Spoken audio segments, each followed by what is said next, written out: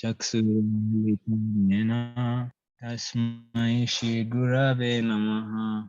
Shri Chaitanya Manoabhistam Stapitam Yena Bhutale Swayam Rupa Kadamayam Dadati Swapadantikam Vandeham Shri Guru Shri Yuta Pada Kamalam Shri Gurun Vaisnavamscha Shri Rupam Sagrajatam Sahagana Raghunadan Vitam Tam Sajivam Sadvaitam Savadutam Parijana Sahitam Krishna Chaitanya Devam Sri Radha Krishna Padan Sahagana Lalita Shri Visakanvitamscha He Krishna Karuna Sindhu Dinabandhu Jagatpate Gopesha Gopika Kanta Radha Kanta Namostute Tapta Kanchana Gaurangi Radhe Vrindavanishwari Rishabhanusute Devi Pranamami Hari Priye Vancha Kalpatarubhyascha Kripa Sindhubhya Evacha Patitanam Pavanebhyo Vaishnavebhyo Namo Namaha Jai Shri Krishna Chaitanya Prabhu Nityananda Shri Advaita Gadadhara Shivasadi Gaura Bhakta Vrinda Hare Krishna Krishna Krishna Hare Hare Hare Rama Rama Rama Hare Hare Hare Krishna Krishna Krishna Hare Hare Hare Rama Rama Rama Hare Hare Hare Krishna Krishna Krishna Hare Hare Hare Rama Rama Rama Hare Hare. Hare Krishna Prabhuji, thank you very much for the wonderful Mangalacharan recital.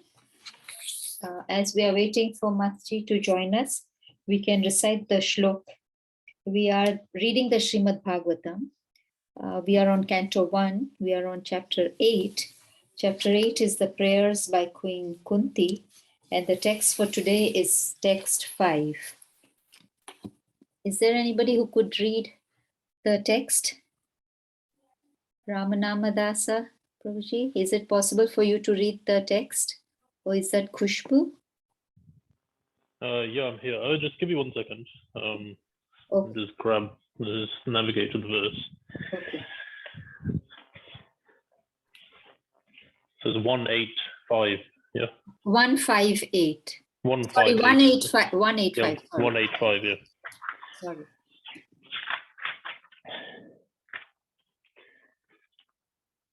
Just the Sanskrit and the translation? Yes, please, Prabhuji. Hare Krishna. Okay, so this is Srimad Bhagavatam, Canto 1, Chapter 8, Text 5. Sadayit vajata shatro swamrajyam kirtaveritam gatayit vasato ragya gachasparsa shatayushaha. The clever Duryodhan and his party cunningly usurped the kingdom of Yudhishthir, who had no enemy. By the grace of the Lord, the recovery was executed, and the unscrupulous kings who joined with Duryodhan were killed by him. Others also died, their duration of life having decreased for their rough handling of the hair of Queen Draupadi. Hare Krishna. Thank you very much, Prabhuji, for reading the translation. Lakshmi Mataji, would you like to read the purport as we are waiting for Radhika Kasturi Mataji to join? Yes, Mataji. Yes, Mataji. Hare Krishna. Translation and purport given by A.C. Bhaktivedanta Srila Prabhupada. A.C. Bhaktivedanta Srila Prabhupada ki jai. In the glorious days or before the advent of the age of Kali, the Brahmanas, the cows, the women, the children, and the old men were properly given protection. The protection of Brahmanas maintains the institution of Varna and Ashrama, the most scientific culture for attainment of spiritual life. The protection of cows maintains the most miraculous form of food, that is milk, for maintaining the finer tissues of the brain for understanding higher aims of life. The protection of women maintains the chastity of society, by which we can get a good generation for peace, tranquility, and progress of life. The protection of children gives the human form of life its best chance to prepare the way of liberty from material bondage. Such protection of children begins from the very day of begetting a child by the purificatory process of Garbhadhana Samskara, the beginning of pure life.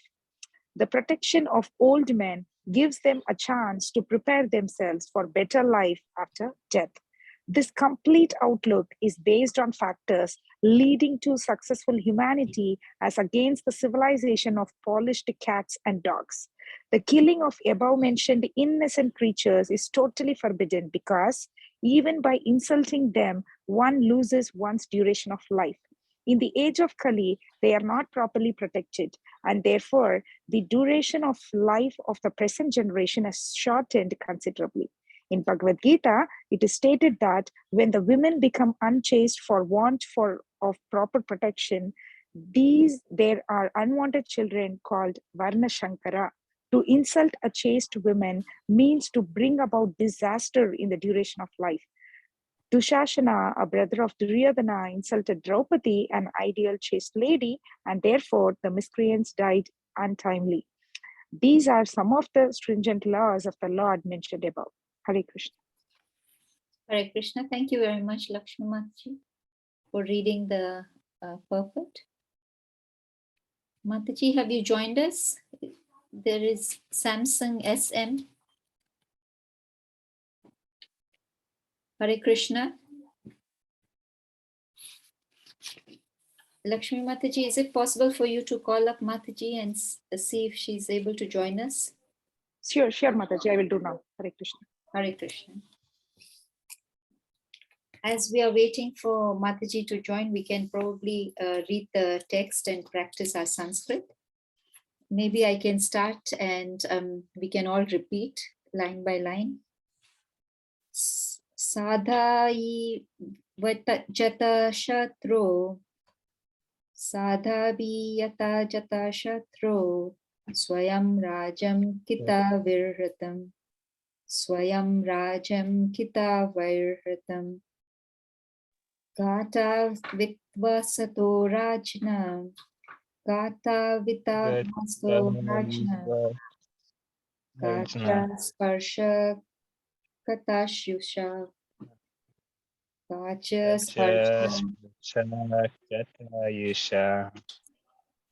Hare Krishna Mataji. She's joining in 1 minute. Yeah. Okay, we'll just do the word to word by then. Sadvitva, sadhavita, having executed. Ajata shotraha, ajata shatraha, of one who has no enemy. Swayam rajyam, own kingdom. Kitavai, by the clever, Duryodhan and party.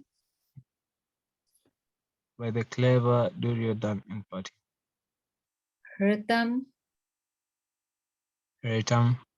observe. Gata vitava, gatayata, having killed. Ashthaha, asathaha, the unscrupulous, the unscrupulous. Rajna, of the queens. Kacha, bunch of hair. Sparsha, roughly handle. Kshta, diseased. Decreased, sorry. Decreased. Decreased. Okay. Ayusha, by the duration of life. By the duration of life. Hare Krishna Mataji, Danvat Pranam. Please accept our humble obeisances from everybody who have joined the group, Mataji, and who are about to join. Mataji, we are reading the Srimad Bhagavatam, Canto 1, Chapter 8. Chapter 8 is the prayers by Queen Kunti, and the text for today is text 5, Mataji. Hare Krishna. Wonderful. I'll hand Hare over. Krishna. Om Ajnanatimirandasya Jnananjana Shalakaya Chakshurum Militam Yena Tasmai Shri Gurave Namah. Namo Om Vishnu Padaya Krishna Prasthaya Bhutale Srimate Bhaktivedanta Swami Iti Namini Namaste Saraswati Devi Gauravani Pracharini Nirvishesha Shunyavadi Paschayata Deshatarani Jai Shri Krishna Chaitanya Prabhu Nityananda Shri Advaita Gadadhara Shivasadi Gaura Bhakta Vrinda. Om Namo Bhagavate Vasudevaya, Om Namo Bhagavate Vasudevaya, Om Namo Bhagavate Vasudevaya. Narayanam Namaskrityam Naram Cheva Narottam Devim Saraswatim Vyasam Tato Jayamutiriye Srinavata Swakata Krishna Punya Shravana Kirtanam Hridayantasto hi Apatrani Vidunamati Suvritsam Taprayeshu Badrishu Nityam Bhagavata Sevaya Bhagavati Uttamasloke Bhagavati Uttamasloke Bhakti Bhavati Naishtiki. Hare Krishna. Jai Srila Prabhupada. All right, so we can get started with our today's verse. So Kunti Maharani's prayers in Srimad Bhagavatam is very, very wonderful, very, very nice. If we understand in depth as to what is she trying to teach us through the prayers. Just we'll try to see the first 4 verses, the translations, and then we can get started with our 5th verse for today. So if you look at the look at what has happened so far, so it's pacification of the Pandavas, right? So the Pandavas, along with Draupadi, they went to Ganges and they offered to the departed souls, lamented for them, and then they bathed in the holy Ganges. So the first 2 verses essentially we are talking about lamentation, and then the Pandavas, Draupadi, Kunti, Gandhari, they were overwhelmed with grief. Lord Krishna and the sages pacified them by citing the stringent laws of time, acting upon the living entities that cannot be counteracted. So, of course, time, we cannot do anything about it. So, depending upon depending upon what is in store for us in the future, things can unveil, depending upon the way we will react to certain situations. And now, Lord Krishna, he says for Parikshit Maharaj in the womb, this is what is the theme from 5th to 17th verse. Now, Krishna, he establishes the glory of Yudhishthira Maharaj. So, by Krishna's grace, Maharaj Yudhishthira recovered his kingdom after killing the cunning Duryodhana and his associates, whose lives were diminished because of rough handling of Draupadi's hair. So this is what we'll be seeing. So this verse, the 5th and the 6th verse, is talking about Krishna, how he establishes the glory of Yudhishthira Maharaj. And now in the 5th verse specifically, he is talking about the kingdom. And then in the 6th verse, he will also glorify Yudhishthira Maharaj by talking about his horse sacrifice. That is, he'd be performing 3 Ashwamedha horse sacrifices, and thus caused his fame to spread like Indra's. Of course, we are not going to go into the 6th verse. We'll just stick with the 5th verse. And after that, Uttara will cry for help. And then Krishna, how he's going to help Parikshit Maharaj in the womb, is something that we would see.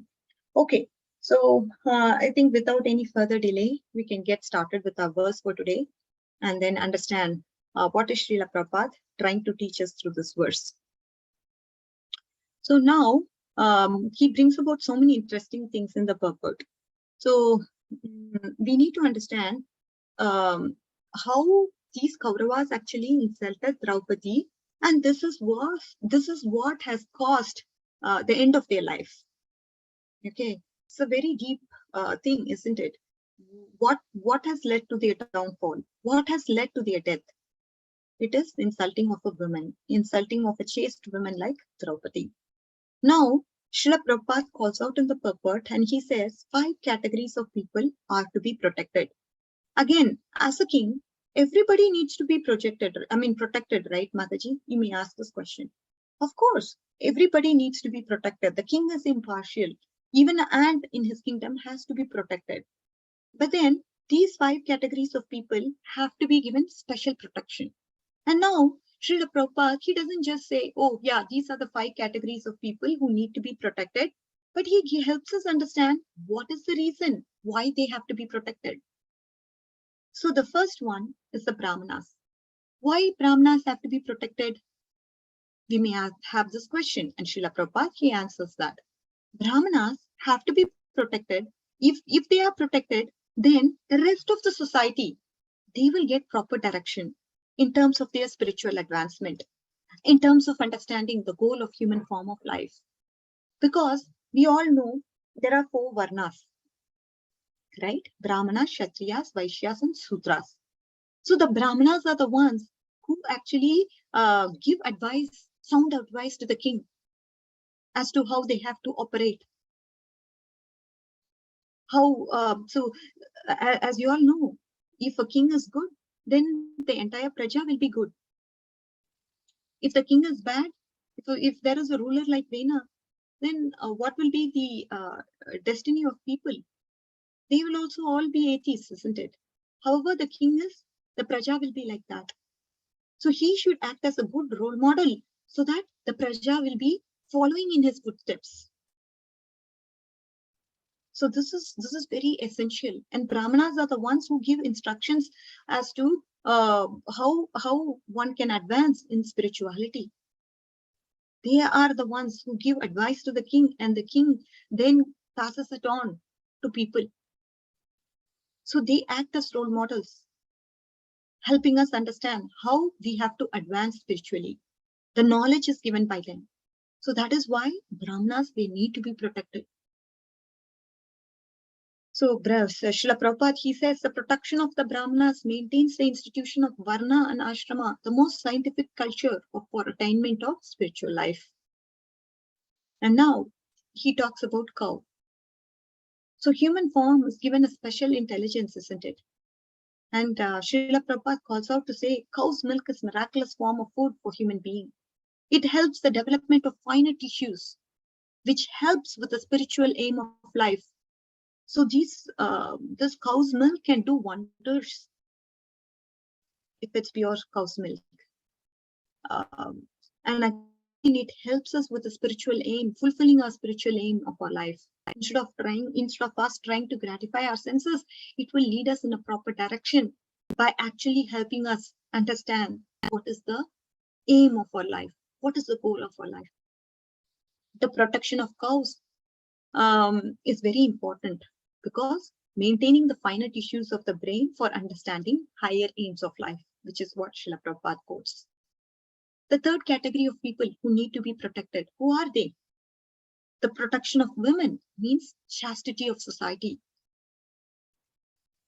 by which we can get good generation of peace, tranquility, and progress of life. So this is very important, to protect the women, so that we can have good generation of kids who are not Varna Shankara, who are not unwanted population. Meaning, what is Varna Shankara? These children will have demoniac qualities if they are born to somebody who's unchaste, isn't it? If there is Varna Shankara, then there is definitely that problem of having demoniac kids in the society. And then fourth point he talks about is protection of children. So protection of children gives the human form of life its best chance to prepare the way for liberty from material bondage. Such protection of children begins the very day of begetting a child through the purificatory process of Garbhadhan Samskar, the beginning of pure life. So through this Garbhadhan Samskar, what does the couple want? The couple, they are asking for a good child in their womb who can actually preach the message in the glory of Krishna to the world. They are asking Krishna, please bestow a good child to me so that he would be capable of not only delivering himself, but also capable of delivering the whole world. I definitely want such a kind of child, and please help me. I don't want any other kid. So this is the intention of the parents. They want, because they understand this birth, death, old age and disease, this samsara, if you're going to chew the chewed, you're going to be stuck in this. There's no way to get out. And the purpose of children, as parents, our duty and responsibility is to impart as much as possible the spiritual knowledge that we have. Again, as I told you, Sukriti plays a very important role. We cannot deny that. Whatever we can, we try our best and leave the rest to Lord. But as parents, we just have to try. Oh, Mataji, you know what? I didn't know about Krishna consciousness when I was young. Otherwise, when I was getting married or when I was going to beget children, I would have definitely did Garbhadan Samskar, and I would have, everything is yes, yes, yes. Of course, Lord knows when we have to get what. So at least we should be happy with the fact that Krishna is there in our lives now. And how can we further advance is something that we should look forward, not grieve about the past. Past is past. So it's when something has to happen, Krishna will definitely make sure it will happen. So he knows what is right for us and what time is appropriate for us. No questions asked, but we just have to do our best, whatever we can do now, but leave the rest to the lordships for them to fulfill our desire whenever that might be. So this is with regards to children. And then the fifth, the protection of old men. So because these people, they have a chance, right, to advance in spirituality during old age. So why not give them a chance? Why not? So that is why they need to be protected. They don't have much time left with them. Whatever they have to use it appropriately in the process of Krishna consciousness.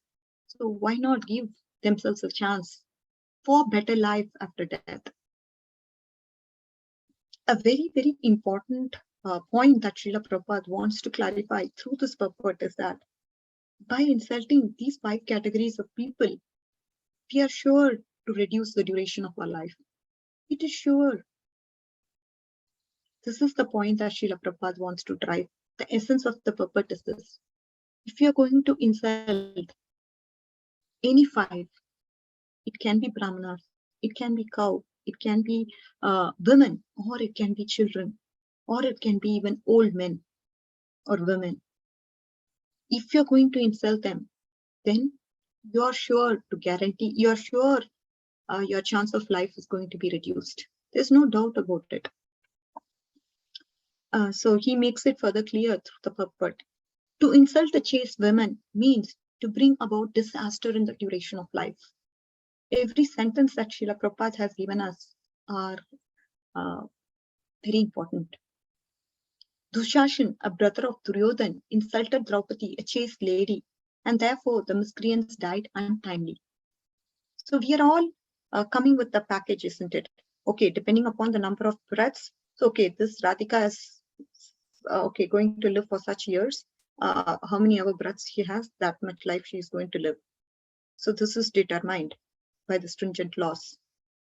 But then this life, if say, for example, somebody is destined 60 years, their lifespan could be shortened by 40 years if they are going to do some sort of insult to any of the above categories of people. This is what it is. And here, Srila Prabhupada again makes a point to help us understand the fact that duration of life is reduced when one insults a chaste lady like Draupadi. So this is basically what the purport says, and so there are so many things that can be derived and be understood through the purport. So I thought of going into different themes and then segregating and dissecting this purport, by different themes, so that we can actually help this concept be etched in our heart. This is very important. I'll also ask you some questions, maybe a little bit as we go along, so that actually I felt this is very important, because when I ask a question and if somebody answers it a particular way. And if it's the right way, then if it's the right answer, then that answer will get etched in your heart. And if it's a wrong answer, and if I tell the correct answer to you, that will stay within your heart.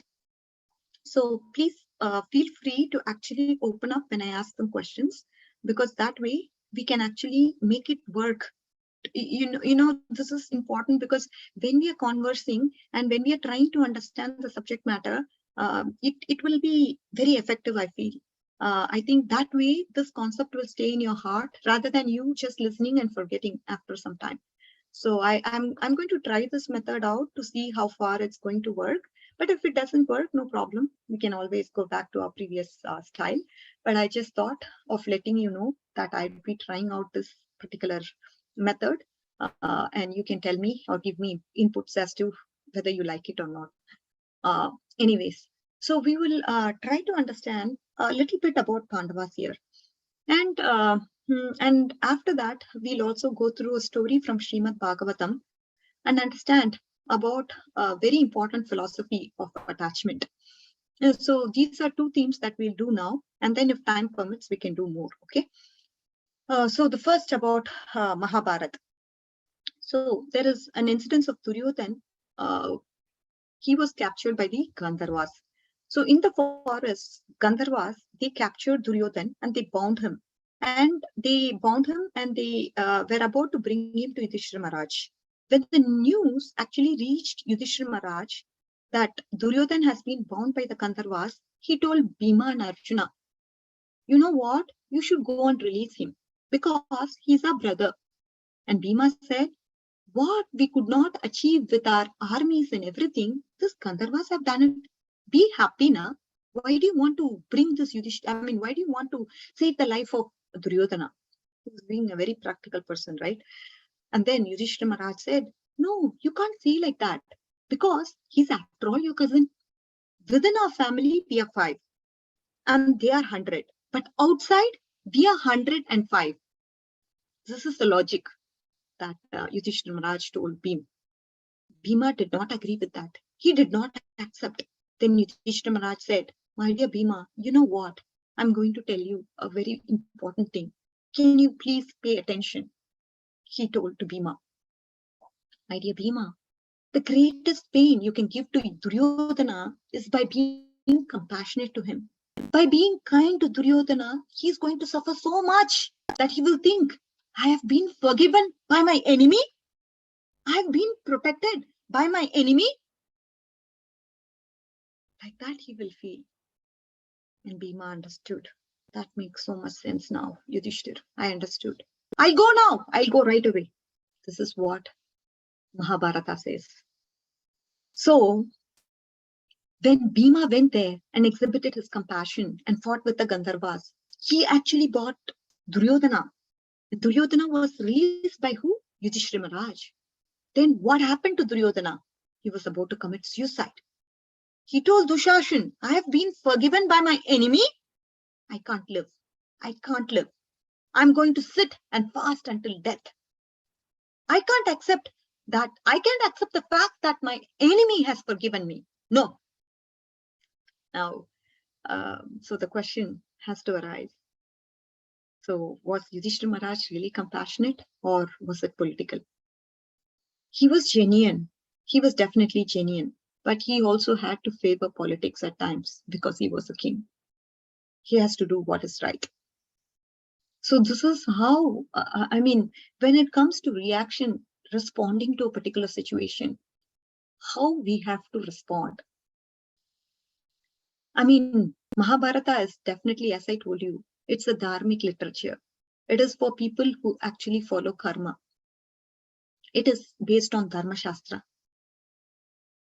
So that is why when Vyasadeva was asked, you compiled Mahabharata, but that's meant for dharmic people. I mean, it's meant for people with karma adhikar.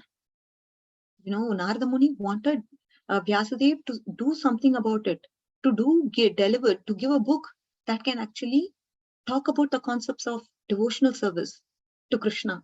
That is not something that Vyasadeva did not, I mean, that is not something Vyasadeva did. And that is why Narada Muni persuaded again and again, what is this? What is this? You have glorified dharma, artha, kama, but not glorified bhakti enough.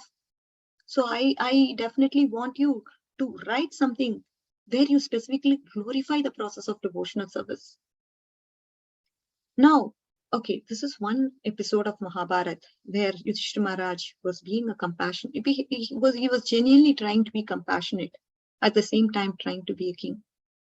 And he also gives us through his example how we actually have to take responsibility of our decisions. So if you look at Shastras, they want to empower us, right? I mean, where we take the responsibility of our decisions to say that, okay, this idea came to my mind and therefore it has to be right. Of course, absolutely not. Whatever comes from your mind is absolutely impure and it's not going to be right. This is a very common mistake we make. I have to be right all the time. He has to be wrong all the time, no matter what.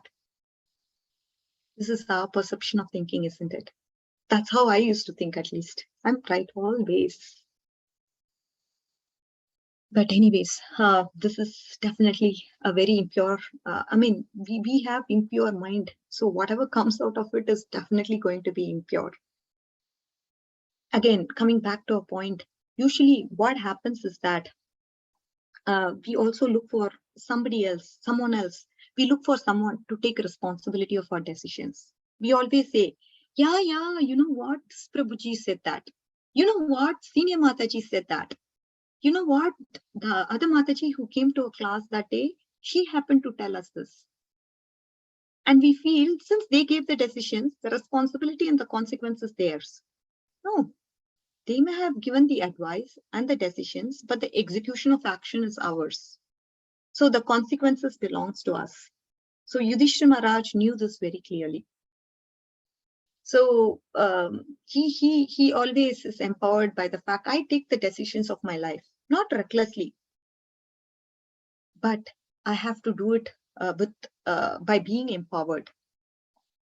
So that is how he took his decision. Whatever responsibility he took, he was the decision maker, isn't it? Yudhishthira Maharaj would say something and then the Pandavas would execute it. So how thoughtful he was when it came to the responsibility is something that we can learn from him. Responsibility of our decisions. Okay, that Mataji said, this Mataji said, of course. So this is in alignment with the scripture. So I execute it. I take onus of it. I take responsibility for it. This seems like a right decision. This is the conviction we need to have. We are responsible because each and every action has an equal and opposite reaction. Of course, that's Newton's law. But then every action has a responsible, some sort of a consequence, isn't it? So we really have to, this Krishna consciousness, this word consciousness means we have to be conscious of the Shastras. We have to be conscious of what our Acharyas tell us. We have to be conscious of what Prabhupada tells us. We have to be conscious of that. This is what is Krishna consciousness. So Krishna, this, I think, the more we are in Krishna consciousness, the more we will understand the subtleties to the process of Krishna consciousness. It's just not 4 legs alone. There's more to it. There's definitely more to it. And slowly, it will all become unveiled to us. It's just that we have to have patience. Krishna will definitely make sure that whatever you need for your progress in the path of devotional service will be given to you as you hanker for more. I want to change. If you just have this desire of wanting to change and not change, first you be the role model. You change yourself and the world around you will change. If you believe strongly in this concept, then definitely Krishna will make arrangements so that you will change as a person. Definitely it will happen. So we just have to be patient, and we have to, again, the mercy has to descend down. As I always say, I believe so much in that. But we have to definitely put in our effort. Our endeavor is very much necessary, because what is the parameter for Krishna to look at us and say, to award this mercy? He will look at our endeavor, obviously. How much is this person trying? How much is this person serious, really serious? So the more we actually show that we are serious, the more Krishna will come closer to us and give us guidance. in various ways, of course. So another incident from Mahabharata, if you look at the power of gambling, right? What all it does to a person. It destroys good intelligence of even most pious people. So we have seen this. You completely lose the good intelligence that you have, even most pious people. It makes one lose the power of discrimination. It actually destroys relationships. This almost happened with the Pandavas, isn't it? Gambling, it destroys the loser, of course, but more so the winner also, the power of gambling. If you look at the Yadus, they drank wine, they lost discrimination, killed each other in fratricidal war. Illicit sex, if you look at it, Ajamal, he lost all his Brahminical traits. So over and over again, breaking these 4 regs, what sort of consequences it can lead to? And specifically, our philosophy is that we should always remember Krishna and never forget Krishna. And when we start breaking these 4 regs, what happens as a consequence is that we forget Krishna. Our mind has become, it loses its discrimination. It loses whatever values you have, it's completely lost. You become a completely different person altogether because you want to be in your own world. Why do you drink? Right? Because you want to go into that world where you don't want to even forget your material identification that you have. You want to be some other, I don't know what you want to be, but basically you just want to lose your consciousness altogether. So these things make you forget Krishna eventually, and that's why that's why Srila Prabhupada has given us, don't do these 4 things. These 4 things are preliminary for you to start off in the process of Krishna consciousness. So that's another lesson that we can learn, the power of gambling in what these breaking of 4 regs can lead to. And then I'm going to talk about a very, very important, I think, again, from my perspective, this is very important because personally, I have had many realizations by the story. And I wish you also will have some sort of takeaways from this particular story from Srimad Bhagavatam.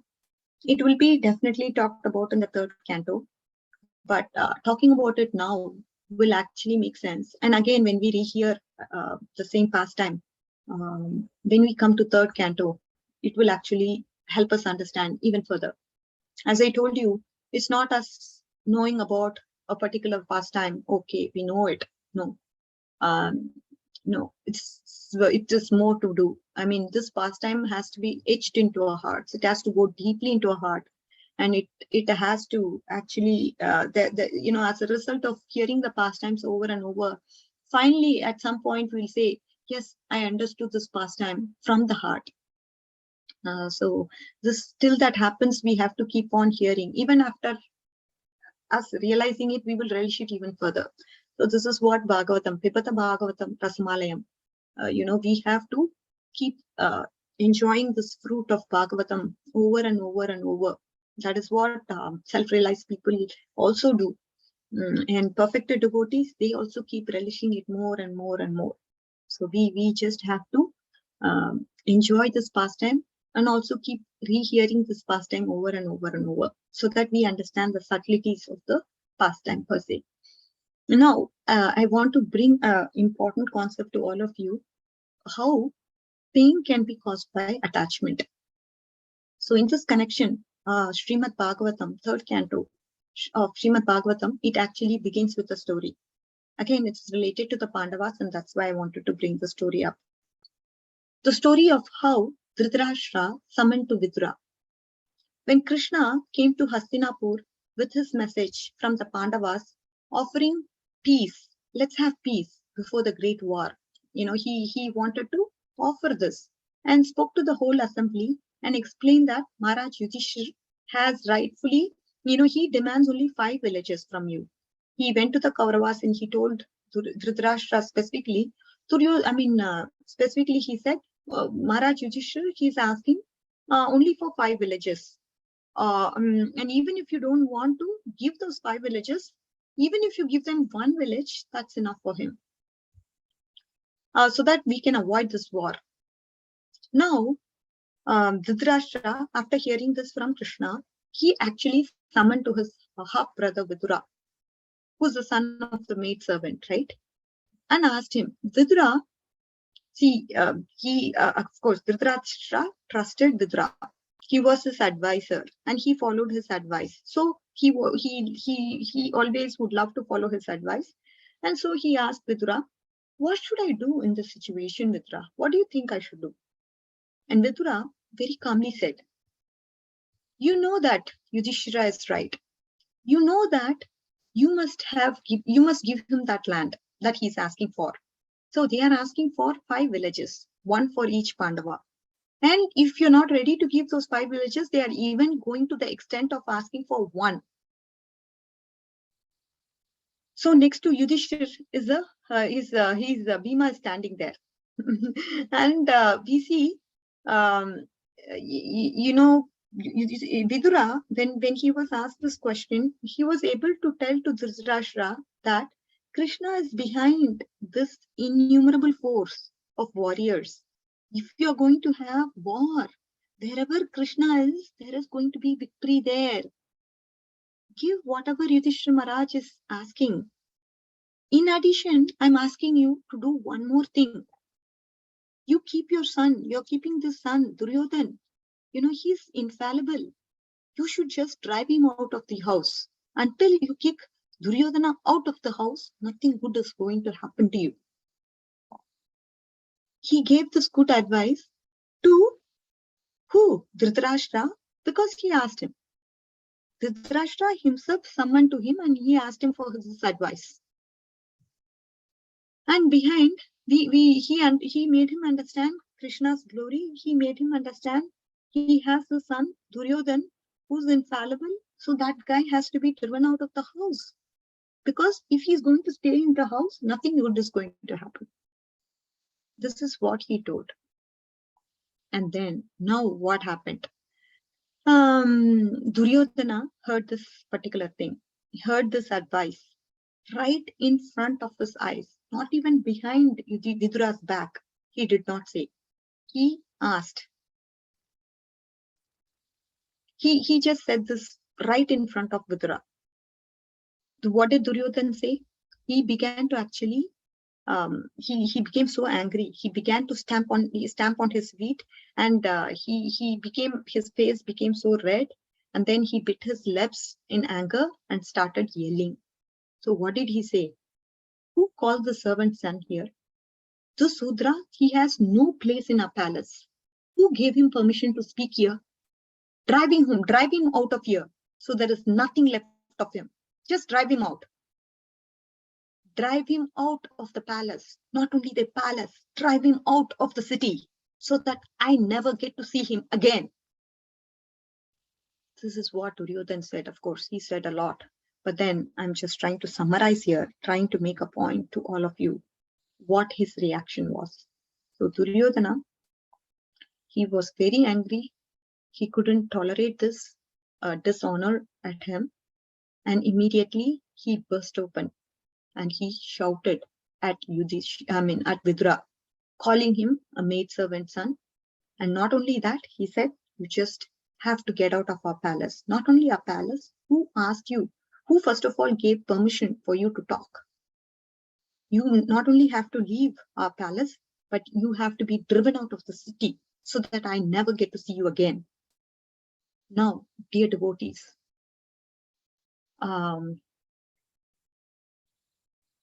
Shishtastakam prayers is what comes to me, right? Mahaprabhu, he gives us so many beautiful advices. And of course, I was just remembering that. But anyways, coming back to our episode here, we have the most important point that we need to understand is what is Vidura's reaction to this particular episode? That is very important. Of course, Vidura felt the pain. Even pure devotees can feel the pain. Srimad Bhagavatam, Canto 3rd of Srimad Bhagavatam, specifically verse number 16 and 17, it says that the words of Duryodhana were like sharp arrows. These sharp arrows pierced Vidura's heart and hit the most sensitive part of the soul.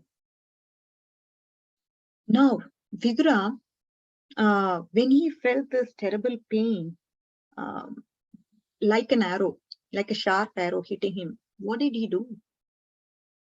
Srimad Bhagavatam answers us that question. He took off the bow, whatever he had, and placed it at the door. What does it mean? He took the bow and placed it at the door. Means he's letting everyone know that I'm not going to be a part of this war whatsoever. I have no connection to the war. I'm placing it at the door. And he calmly went out. And Vidura was thinking the power of Maya. How the power of Maya is working on Duryodhan.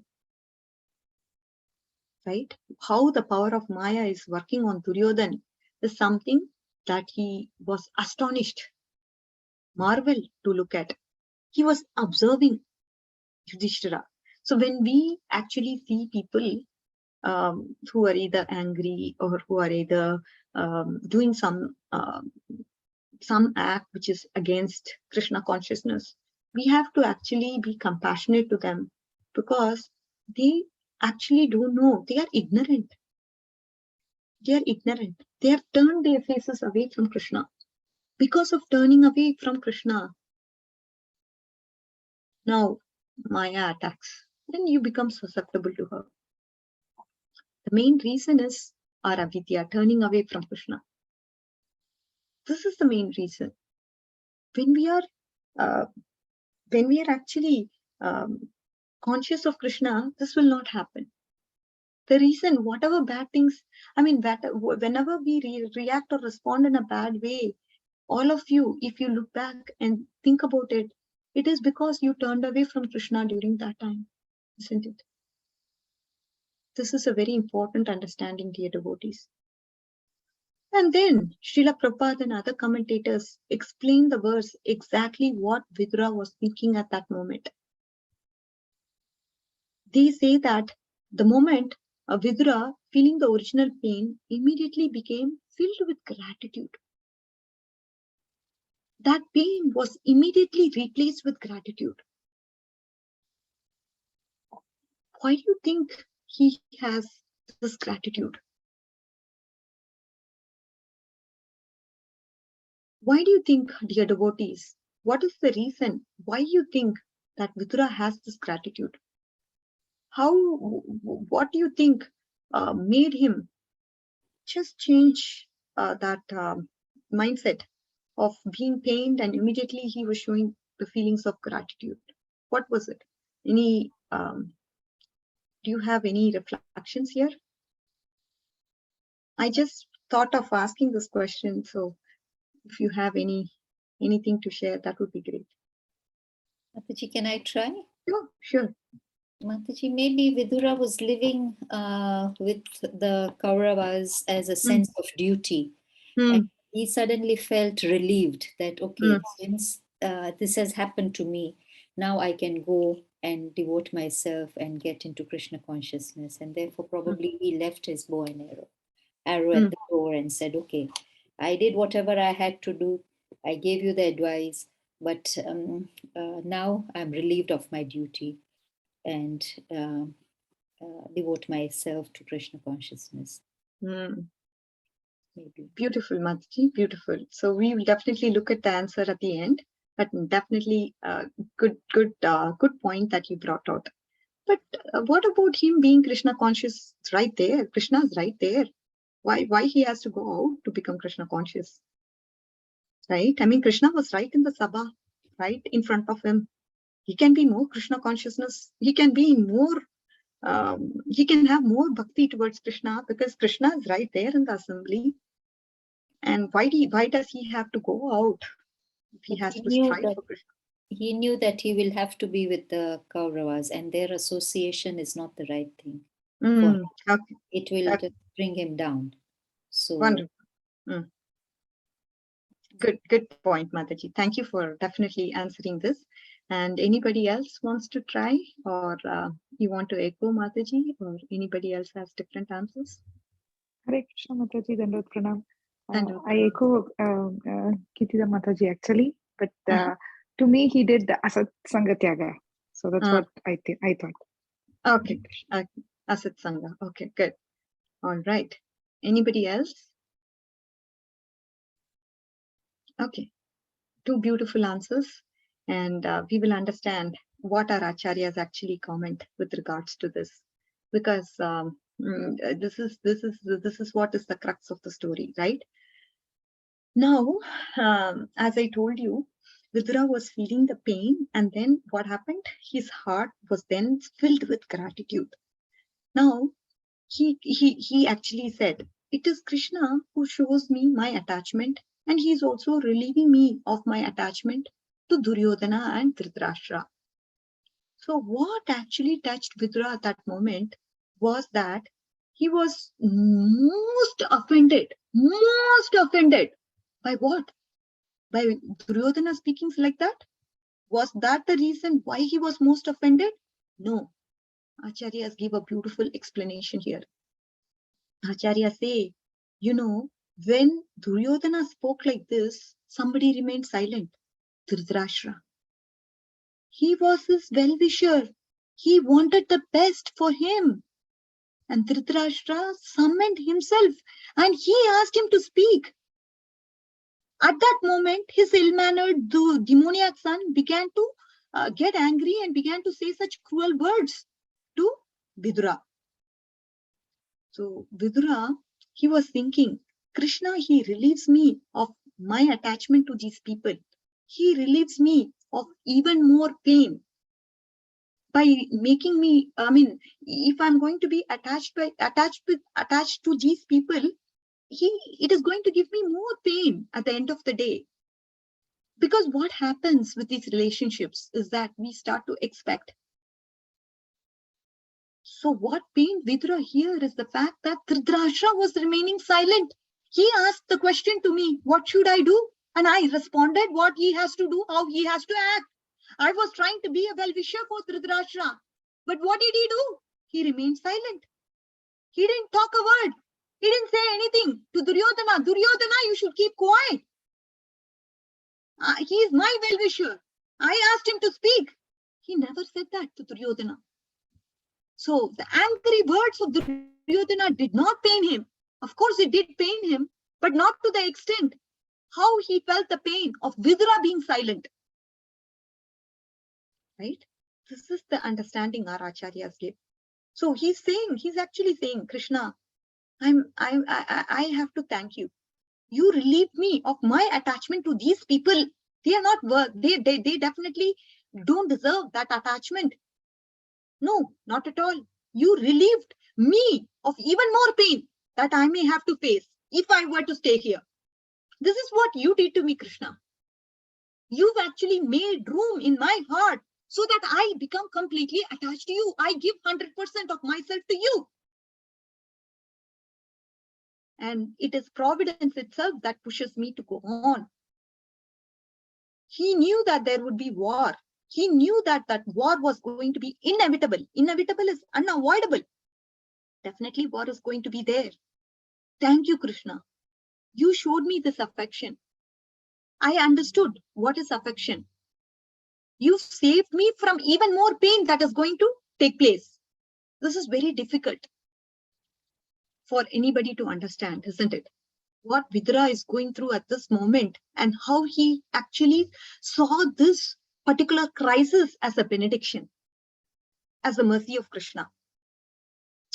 Each and every situation for a devotee, whether it be it happiness or suffering, is definitely a mercy of Krishna. This is what Bhagavatam teaches us. It's just that we may not have devotional maturity to understand it at that point. We may not have, but we should understand that anything that happens to me is mercy of Krishna. This is the point that is that's a take-home point for all of us. Any episode of Bhagavatam teaches us this particular concept only. How we have to understand the mercy of Krishna at each and every instance. Why does suffering take place in the first place? Because we turned away from Krishna. Right? This, if you understand the basics of Krishna consciousness, then we will become conscious of Krishna. So I just thought of explaining you this particular episode of Mahabharata so that we all can actually understand Vidra's mood and how he took this particular crisis as an opportunity to get attached to Krishna and also took it as the mercy of Krishna. So this is something that we all can try to imbibe in our life. And I also wanted to talk about a lot more things, but anyways, we are running out on time. Maybe I will leave it up to for question and answers and then discuss a few other things that I have in my mind in the next class. All right. All glories to Srila Prabhupada. All glories to Sri Guru and Gauranga. Thank you, dear devotees, for patiently listening to this episode of Srimad Bhagavatam. And yeah, thank you so much. Hare Krishna. Hare Krishna, Mataji. Thank you so much for this class today and giving us this story. Mataji, we see this in our daily lives, in our families, that when somebody is done wrong, we still get told off because they have done something wrong. And like Vidura, I was just trying to see how we would react to that situation. Obviously, we don't react like Vidura, but we don't leave the family. How do we maneuver that? So we have elders who, in spite of us telling them this is happening and this is wrong, but they don't listen to us and they take the side of the person who has wronged you. So how do we don't leave the house and go away? Mataji, I didn't understand your question. So your question is if we did or somebody did something wrong. We are in Vidura's place, for example. Our elders are Dhritarashtra. Okay, and Dhritarashtra kept quiet. I was quiet for somebody who has who's been abusing us. Obviously, we just stay in the family and then bear all the grudges that, oh, he did this to me, he said this to me, and then got it.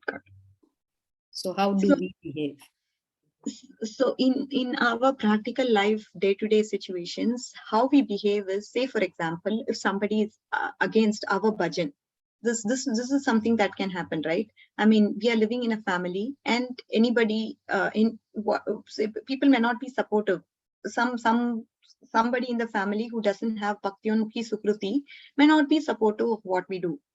Is that a right situation to point out, Mataji? To kind of help us understand how we should react in such a way. So when we are in a family of 4 or 5, and say for example, an elder in the family, he is actually opposing your bhajan. He's saying, no, you're just wasting your life. You have so much going on, so many responsibilities are there. You're not doing this, you're not doing that, and you're spending so much time in this process of Krishna consciousness. What's going on with you? So the answer that is given here is that if they are elders, if they are saying something, then you be an okay man. Tell okay to them. No problem. Yes. Okay. No problem. Okay. Okay. No problem. Whatever, even if they are opposing to your bhajan, what you say externally is that you say okay to them. Be an okay man. But then internally, you approach your Siksha Guru, you approach your mentor, you approach and clarify how you have to act, how you have to take further or advance in your bhajan. Externally, your mannerisms has to be a okay man sort of thing, but internally you do what you need to do. Externally, you adjust to the situation, you move on. Because if you don't tolerate so many things that come as a result of disturbance, so many things can come as a result of this. It can create aversion, it can create anger, it can create hatred. All these consequences can be avoided when you try to be an okay man and internally follow whatever needs to be followed. Externally agree and also fulfill certain things that you can go. I mean, if certain things can be done to accommodate the family members, just do that. Do it. It's okay. But internally, you be strong. You be fixed up in your service. You be fixed up because you know this is ultimate. but externally also we have to tolerate and we have to keep going. That's what. And be always keep a okay man show. Yes, yes. Are you able to understand this, Mataji? I know it's pretty tricky, but this is how we have to react when it comes to externally when people are elders, specifically if they are going to object to a bhajan, then this is how we have to behave. Are you okay, Mataji? Yes, Mataji? yes, yes. Thank you, Mataji. Thank Are you. there any other questions or comments?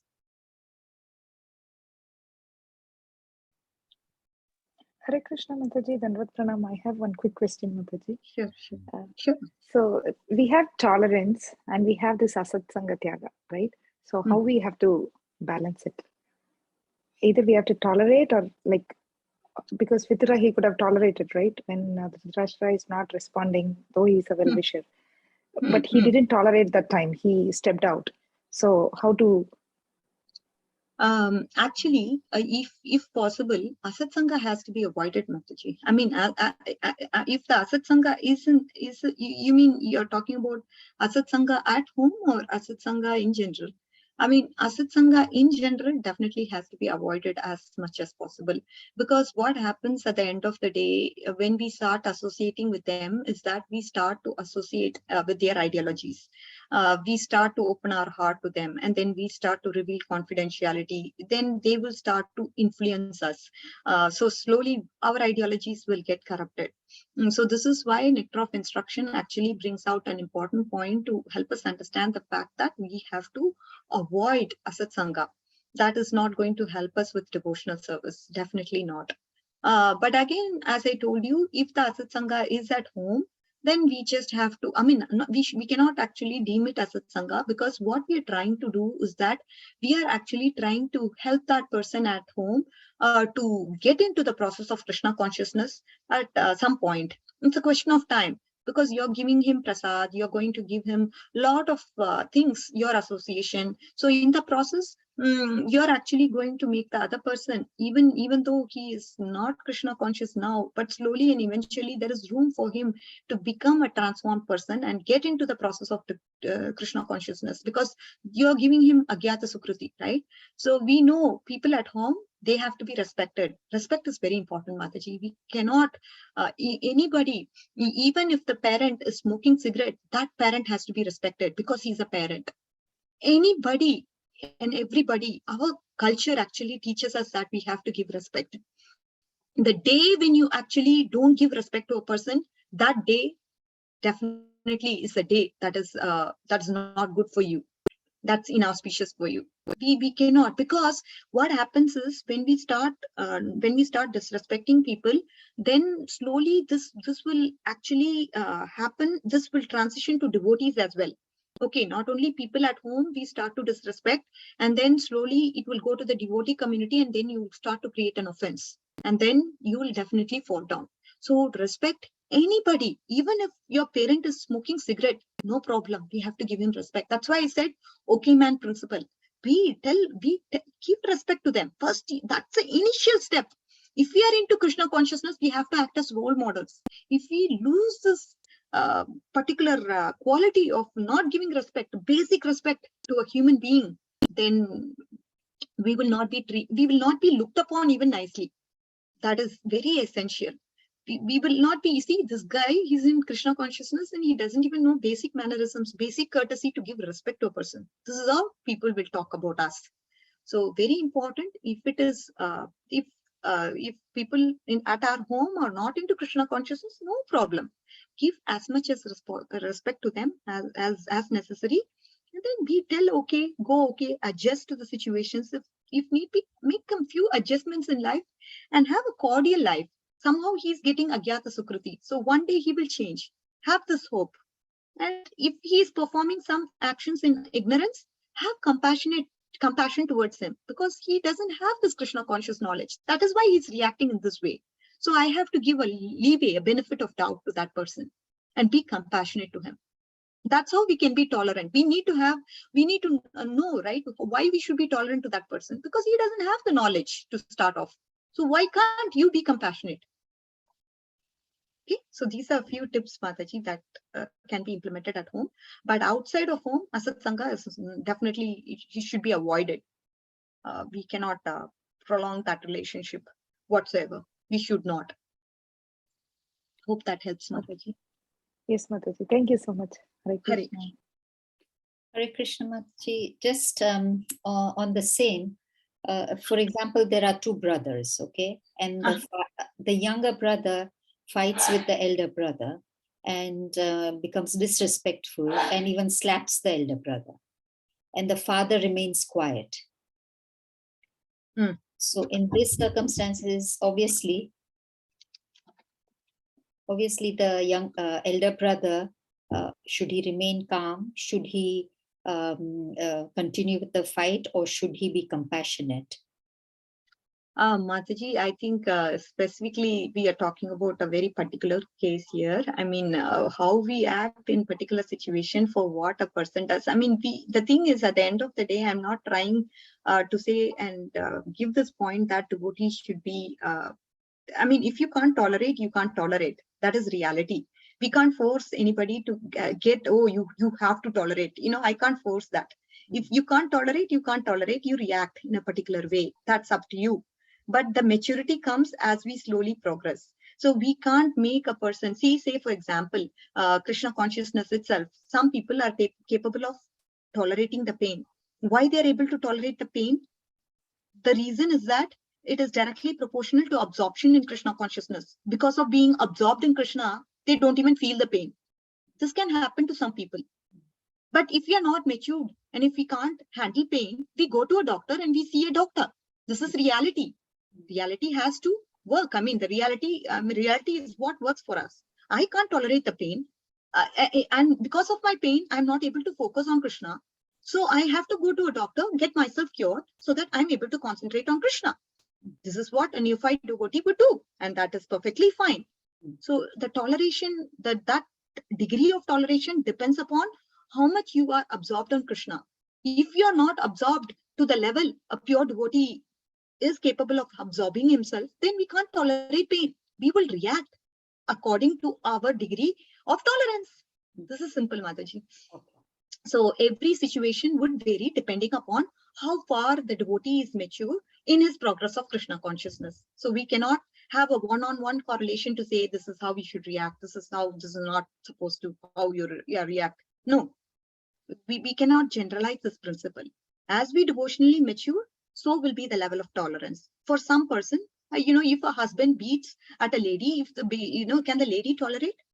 No, he is physically abusing me. This is not right. So we can't have a direct correlation of tolerance and your response to reaction. It all depends upon your devotional maturity and your absorption in Krishna. Depending on these two parameters, it will actually, those are the parameters that will actually help a person to make judgments and decisions and accordingly respond and react. Does that help, Mataji? Yes, Mataji. Thank you very much. Wonderful. Hare Krishna. Sandhya Mataji, you had a question? I know we have overrun with our time. Hare But you Krishna. can take your question. Mataji, you said that Vidura said to Lord Krishna that thank you, right, for protecting him from that scenario. Did he really say that to him?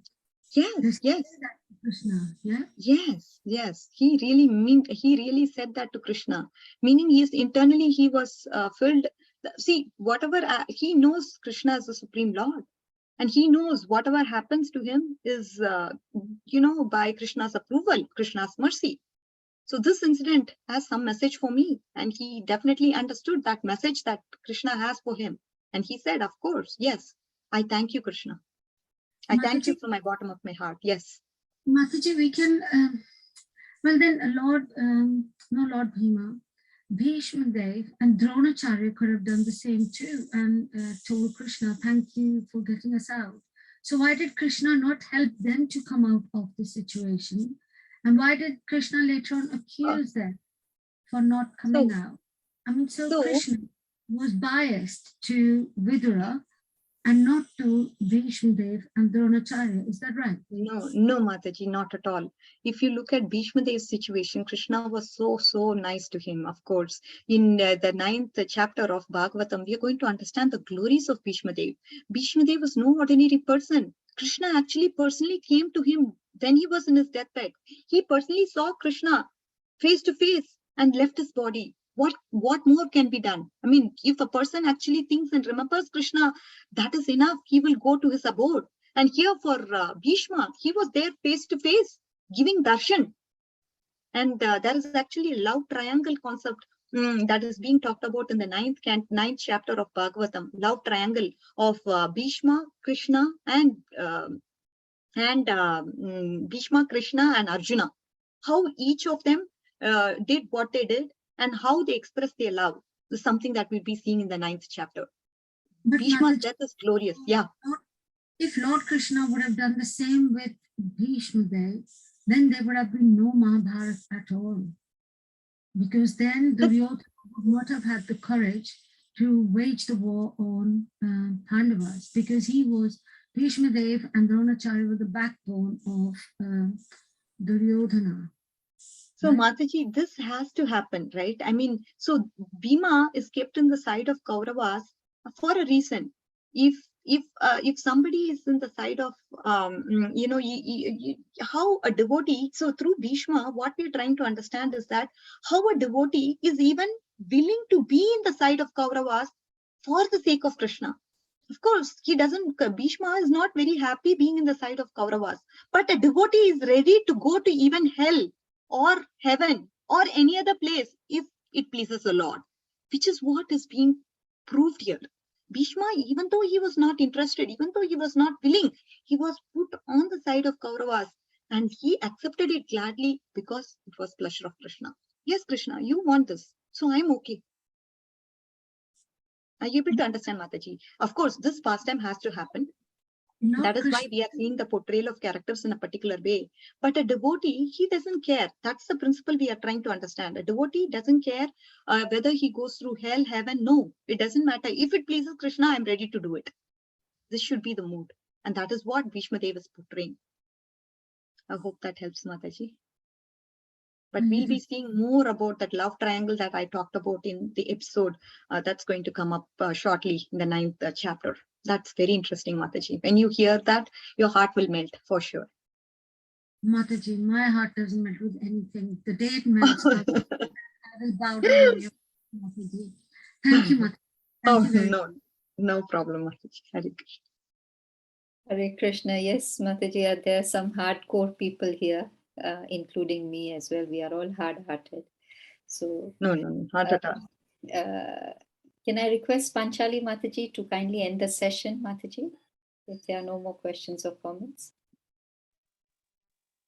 Yes, of course, Mataji. Sorry, I'm not at home. I'm not sure if you can hear me properly. We can hear me properly. Yes. Okay. Thank you, Mataji. Thank you for the wonderful talk as always. It's full of inspiration. Told us a lot about the Mahabharata, our surrender to Krishna, the range of tolerance from limited to maximum, and it taught us a lot today. So thanks very much for your advice and your guidance on Srimad Bhagavatam in this. So if I can request all the devotees to kindly unmute themselves and glorify Mataji. Hare Krishna, Krishna, Hare Krishna, Krishna Krishna, Hare Hare, Hare Rama, Hare Rama, Rama Rama, Hare Hare.